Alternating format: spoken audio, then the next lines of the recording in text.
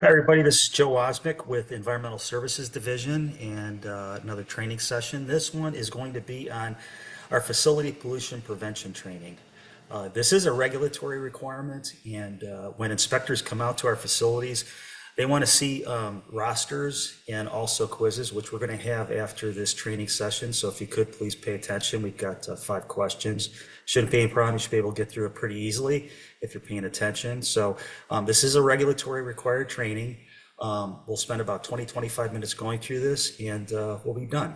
So what is this all about? So to comply with our municipal separate storm sewer system permit, also known as an MS4 permit, this training meets those requirements. So I'm trying to give you some background information on why we have a facility pollution prevention plan and why we have a stormwater plan. Okay, so that's what we're going to be talking about here. In our discussion, we're going to touch on best management practices and how they apply to our facilities and operations. We talk about BMPs or best management plans. They really apply to, general housekeeping. And then we're going to review the FPPP, our facility pollution prevention plan. So that's why we're here and why we're doing this. And as I mentioned before in other trainings, this is a regulatory requirement. When inspectors come out, they ask to see rosters and also quizzes to show that you're knowledgeable in what we're doing and how we're doing it, and you have the background information to understand. So a little background, a lot of information here on this slide. If you look in the upper left-hand corner, the question is, what is an MS4, a municipal separate storm sewer permit? Okay, so what it is, and in environmental, we use a lot of acronyms, so bear with me. The MS4 is a separate storm sewer system that transports storm runoff to receiving streams and is ultimately recycled. Now, I realize in the desert, we don't get a lot of rain, but when we do, it comes usually all at one time. In the desert here, we get about 5 inches of rain. Back east in the Midwest, they'll typically get 45 inches of rain. So a lot less rain here, but regardless, the applications, the regulations still apply. So down below in the lower part of the screen here, you'll see we are the principal permittees, okay? Coachella Valley Water District is permitted through the Colorado River Regional Water Quality Board, okay?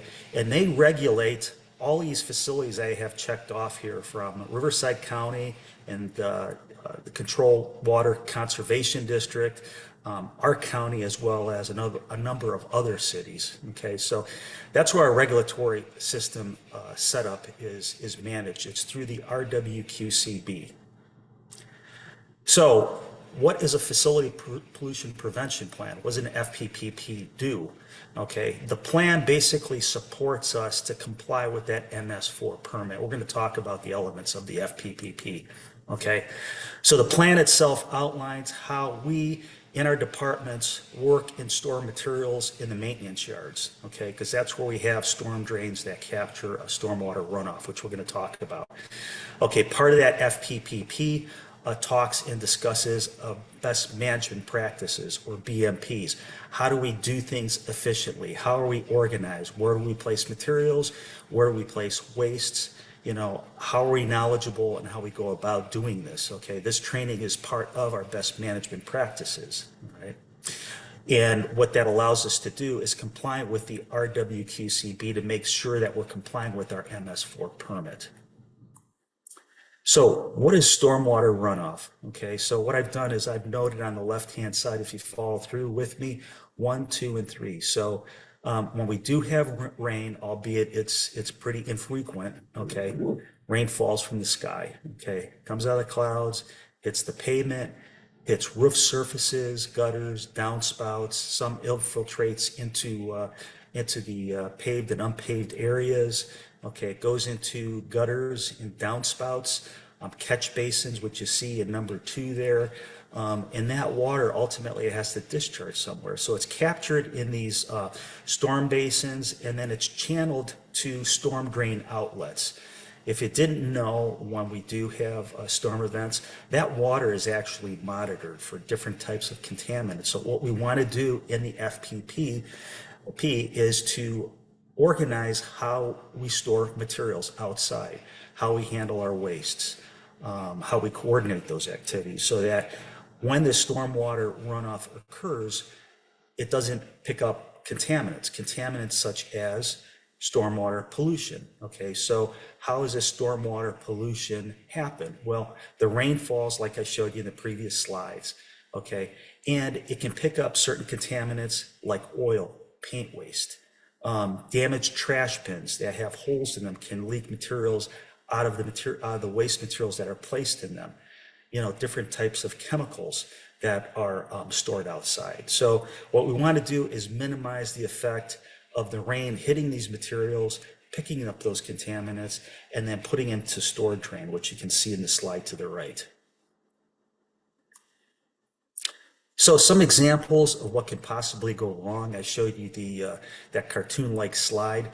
These are real world situations. I've taken pictures, not at our facilities, but in areas that I've worked in before, and these are typical sources of contaminants. So you can see a broken trash dumpster that may have a hole in it.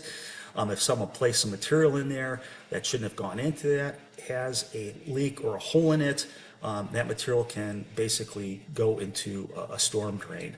I see a person there on the right-hand side.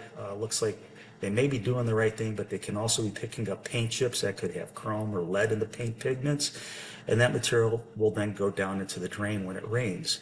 Looks like there might be some paint in the top center slide there. And I see the sediment and the petroleum, oils and grease and the chemicals that can leak out of drums if that material is placed on secondary containment. I think you get the idea here what we're looking at and what we're trying to prevent. Okay, we don't want to have situations like this. So, and that's the purpose of the FPPP. So the FPP is organized according to best management practices, or BMPs for short. Okay, so what is a BMP? Basically, it's a way that we're structured and organize how we handle materials and waste, like I said a couple times before, to minimize stormwater pollution. Okay, we want to make sure that when we have trash, we throw it in the proper receptacles, and we're going to talk about that in the next couple of slides. We want to make sure that if we do have containers outside, that they're covered, because when and if it does rain, and I realize it doesn't happen all that often, but when it does, you know it happens in large volumes. We don't want those containers filling up, overflowing, and like I showed you in that stormwater slide, material basically going down into the catch basins. So where we can recycle materials, we'll do that as well. And we're going to talk about that as far as the different types of metals and electronic waste, etc. So these are just some bullet items to remind you, if you've seen this before, reminders of BMPs. If you haven't, now you have a better idea how we structure our BMPs. Okay. So some slides I've taken as I've walked around our yards, our maintenance yards. We look at BMPs, things that we need to be concerned with or focus on when we're, storing and using materials, using the yards, parking vehicles. You need to be aware of fuels, oils, and greases. Asphalt and concrete, hazardous materials that we store, make sure they're stored properly, neatly, they're covered. Cleaning products and paints, we have an organization in terms of how we place things, in terms of compatibility of materials, so they don't react with one another. And we also take account the FPPP and stormwater issues that could potentially be issues as well. Outdoor container storage. So what I've tried to do is label our areas so that they're clearly marked. So all materials are stored in a proper location. And those storage areas are typically covered, like shown in the slide on the right, which is our Coachella yard. We always want to make sure that we keep the areas clean and organized.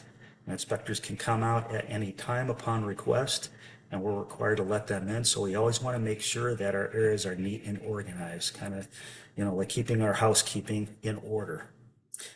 So NFPAs, those are the diamond placards that we review under separate training, explain those to you, how those are organized. We just want to make sure that those are always clear and numbered as well. So labeling is key to how we store and organize our materials. We always want to have that clearly marked. Spill prevention, control, and cleanup. If you work with petroleum products, okay, you've had the SPCC training, and you've seen these kits in the training, and they're also located outside throughout the yards in Palm Desert at Coachella. If you do have a spill, any noticeable spill, you want to make sure that it's cleaned up using these spill kits, and follow the measures that we talk about in our training as far as the SPCC plan. Vehicle and equipment washing, we have designated areas for those both at Palm Desert and Coachella. This one shown at the Palm Desert Yard. You know, when we're washing vehicles, we want to make sure that we wash them in the designated areas, okay, and minimize the amount of water used, and replace all the hose and brushes the way they should be, neat and organized, so it doesn't pick up on something in the vehicle that could, you know, possibly cause a spill or leak. We'll pull a pipe off or some sort of bushing or fitting or gasket and cause a resulting leak. So, you know, when you wash your vehicles, just make sure that you restore everything and put it back where it was when you started, okay? We don't want any drips or leaks coming from any motorized vehicles. So what are some poor management practices? This is definitely something that we don't want to see happen, okay? On the left, an overflow of unpunctured aerosol cans. Those things deteriorate, rust over time. They can leak different types of paints and solvents. They get into storm drains. It just doesn't look good either. Really a mess. You know, we can incur penalties and notice of violations and regulatory fines. Sometimes these fines, you know, if we have a situation like this, we definitely want to prevent it. But an inspector definitely can levy fines on us for hundreds of thousands of dollars. So we want to avoid this if at all possible. This was a picture that was taken some time ago. We just don't want to see anyone going back to this situation. Worst case scenario. So moving on to recycling activities as part of our best management practices in FPPP, okay? So if you don't know, we have roll-off boxes. That's what these blue and white boxes are, okay? And what I've done for you both at Coachella Yard and the Palm Desert Yard is I've placed signage above each of these boxes. And I've noted here in these two slides. If you don't know what goes into a particular box, you're going to know now because we're going to walk through each of the signs. If you forget this information, as you're out in the field, you come in and you have waste materials, just look at those signs. Those are your cliff notes, your bullet items as far as what goes into each box, okay? So just looking at the standard signs, and this doesn't matter if it's at Palm Desert or Coachella, the signs are set up the same. For our commingled recycling, okay, what you want to do is make sure that your glass containers, plastic containers, paper, cardboard, aluminum cans, aluminum foil, tin cans, they all go into that particular box because all these materials, when they're picked up by Burtec, go to a transfer yard, they segregate that material out of the box for recycling. It's really important so that we don't get overcharged for this material and it's actually recycled and we're protecting the environment. So as a reminder, the things on the left that I've checked off in green are all recyclable. All the things on the right with the red X's obviously are not recyclable, meaning they're going to go into the landfill roll-off box, which we're going to look at in a moment here. The one thing to note, some people get a bit confused as far as, you know, buckets and plastic, as far as whether it's recyclable or not. What you want to do if you're uncertain is if you didn't know, if you flip the bucket on the back side, upside down, and I've taken a photograph, a close-up. If you can't see it, I've highlighted that for you in green. There's a recycling emblem, and that recycling emblem is represented. It's a universal recycling logo, okay, to tell you that that plastic can go into a commingled or recycling box. And it'll typically have HDPE with the numbering system. HDPE stands for high density polyethylene plastic. That's recyclable because of that signage. Now on the right, if you look at PVC, that thick gauge PVC, it's so thick it can't be recycled because the equipment that's used to recycle it can't handle that gauge, okay? So unfortunately, that type of material should not be going into a commingled recycling box, right? I'm gonna leave copies of these slides with your supervisors. So if you need to go back through these slides, or if you want to make cliff notes, you know, for your personnel supervisors, go ahead and do so as a reminder in what box goes into each. We want to make sure that the material gets segregated, okay, accordingly. Otherwise, we get overcharged and the material can't be recycled. So those materials that we just talked about in red that need to be landfilled, kind of wrap this up into one sign so it doesn't get too lengthy. Food waste, food wrappers, rubber, soil paper, all that material can go into the landfill box. All right. So just be clear on what's recyclable and what's landfill. Also, we have boxes both at Coachella and Palm Desert for e-waste. E-waste is for anything that uses electricity. So you can see the signage there with the plug, a little logo there, and we put them in totes. It's just easier to handle and manage that way. We have an electronic waste recycler that basically takes the different types of wires, the circuitry, the metals associated with the electronic motherboards. It will tear that material apart and also recycle that. So anything that has a plug, vacuum cleaners, TVs, computers, electronics, go directly into these totes. If you have monitors, the same thing. Any sealed batteries, put them right there in that area, and I'll coordinate handling of these electronic waste types. Okay, I come out to both Coachella and Palm Desert on a weekly basis, and I check the status on these containers to make sure that we always have capacity as things start filling up. I'm scheduling someone to come pick them up and replace them with empty containers. So you're always going to have capacity. If you don't have capacity, please let your supervisor know. If you have a project coming up where you're going to anticipate a large volume of e-waste or any other materials, let me know and I'll make sure that we get extra boxes staged out there for your particular project. And I'm going to give you my contact information at the end of this training. So the types of other metals that recycle aside from e-waste, scrap metal. General scrap metal can go in the box that is labeled as such, and there's that green signage again above the box. Electrical wire, we separate this from e-waste. This would be just the poly-coated wire because it streamlines the handling for our scrap metal recycler.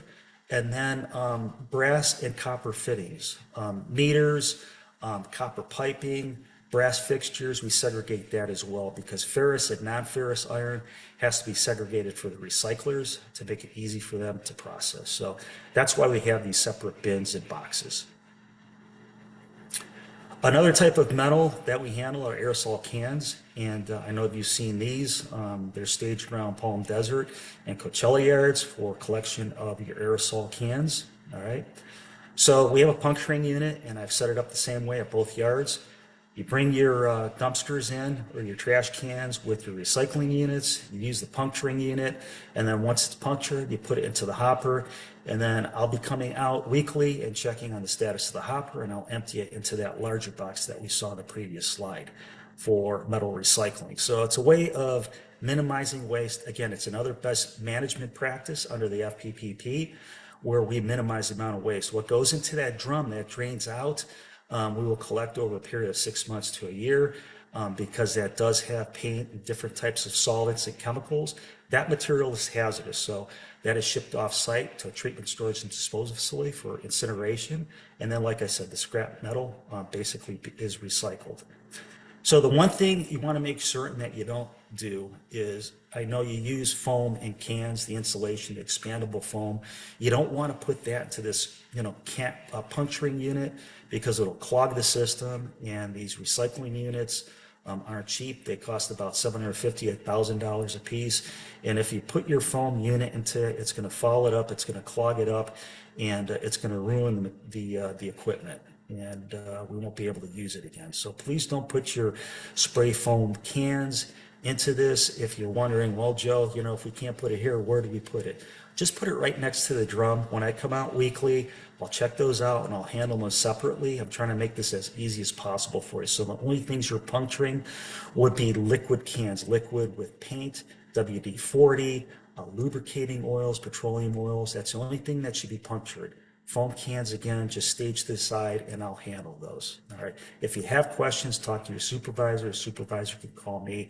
Like I said, I'm going to leave you my contact information if you have any questions, comments, or concerns. Okay. Thank you.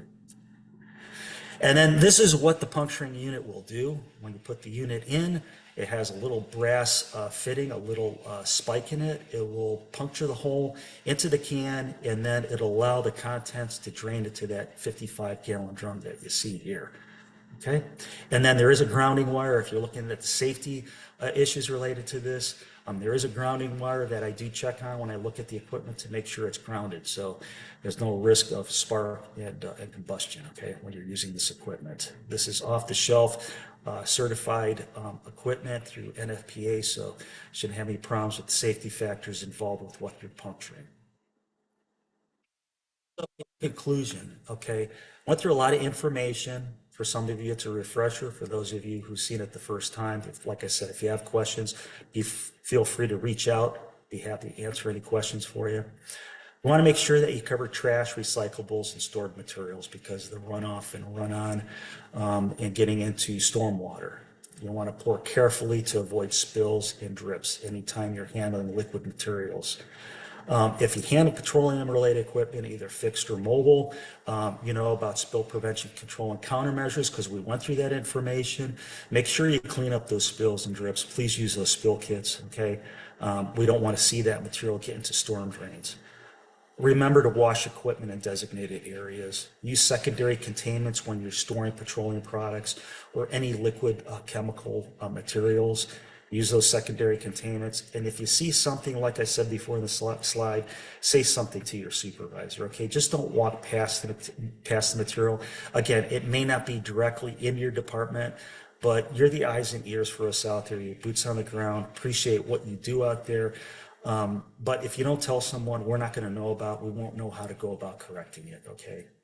So just remember these tips and conclusions. And again, here's my contact information. Joe Ozimek, I'm an environmental safety specialist in Environmental Safety Division. Please feel free to reach out to me. And if you haven't signed your roster for your supervisors, please do so. Make sure you get those turned in. And there will be a quiz, a 5-question quiz. Just go through that and turn that in as well, okay? Thank you. I appreciate your time for sitting through this. And again, it's a regulatory requirement, but now that we've got this done, inspector comes out, can hand them that information, no questions asked, okay? Thank you, I appreciate it.